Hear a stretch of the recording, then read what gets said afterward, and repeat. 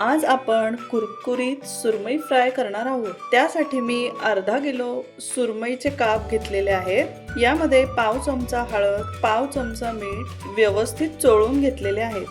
अर्धा चमचा लिंबाचा रस आपण सर्व फिशवर घालून घेऊया. एक मोठा चमचा आलं लसूण पेस्ट आपण सगळ्या फिशला व्यवस्थित लावून घेऊया.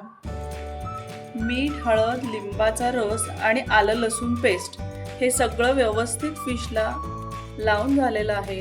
आपण 20 ते 25 मिनिट आपण याला मॅरिनेट करायला ठेवूया. फिशला लावण्यासाठी आपण एक मसाला तयार करणार आहोत. 3 चमचे काश्मीरी लाल मिर्च पावडर घेऊया.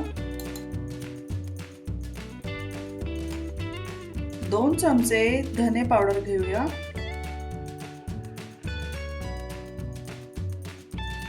चवीनुसार मीठ घालूया.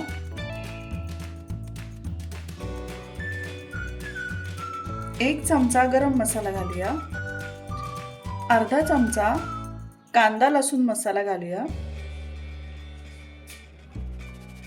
यामध्ये थोडंसं पाणी मिक्स करूया.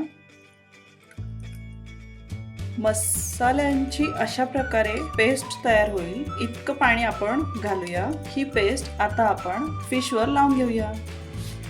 फिशला लावण्यासाठी आपण कोटिंग तयार करणार आहोत. त्यासाठी 1 कप तांदळाचं पीठ घेतले. 1 कप बारीक रवा घेऊया. तांदळाचं पीठ आणि रवा समप्रमाणात घेतलेला आहे. यामध्ये अर्धा चमचा काश्मीरी लाल मिर्च पावडर घालूया. चवीनुसार मीठ घालूया.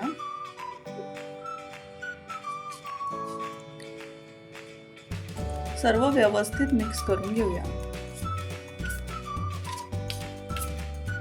अर्धा तास व्यवस्थित फिश मॅरिनेट झालेले आहे. आपण फिशसाठी जो मसाला बनवला आहे तो आपण फिशला दोन्ही बाजूनी व्यवस्थित लावून घेऊया.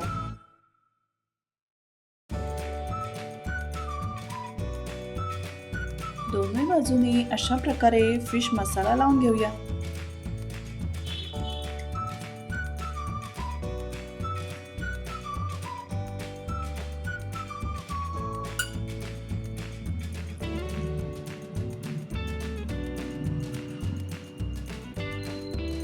पॅनमध्ये तेल तापत आहे तोपर्यंत आपण रवा आणि तांदळाच्या पिठाचं जे आपण मिश्रण बनवलेलं आहे याचं कोटिंग व्यवस्थित आपण फिशला लावून घेऊया.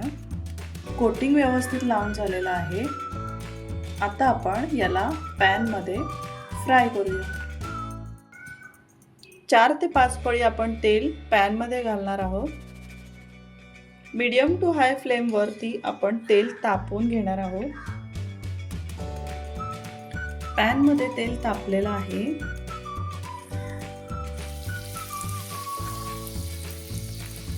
मीडियम टू हाय फ्लेमवर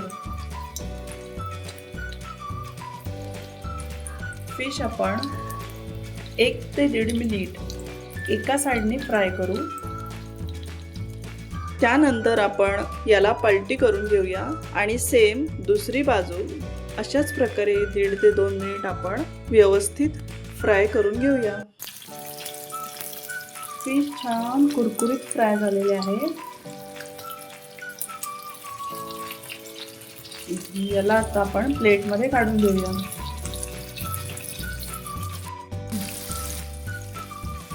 मीडियम फ्लेमवर अशा प्रकारे सर्वच फिश आपण फ्राय करून घेऊया.